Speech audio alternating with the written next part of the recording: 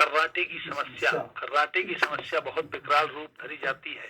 सोते वक्त आपके द्वारा खर्राटे लेने से किसी की नींद उड़ सकती है। खर्राटे लेना कोई सामान्य समस्या नहीं है, इसको छोटा न समझें, बल्कि बीमारी हो सकती है।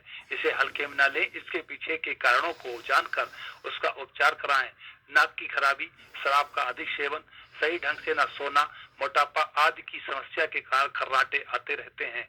योगासन के जरिए आसानी से आप इनसे निजात पा सकते हैं। तो आइए सबसे पहले करेंगे आप भ्रामरी प्राणायाम। सामने देखिए, ये भ्रामरी प्राणायाम कर रहे हैं। अंगूठे के द्वारा अपने कानों को बंद करके ओम की ध्वनि के साथ इसको 3 बार करेंगे।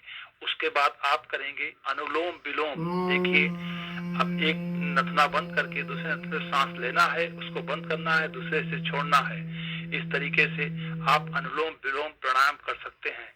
उसके बाद सिंह गर्जना करेंगे बड़ी तेजी के साथ, जैसे सिंह गर्जन करता है उस प्रकार से सिंह गर्जना वज्रासन में आकर के सिंहासन लगा करके गर्जना करेंगे।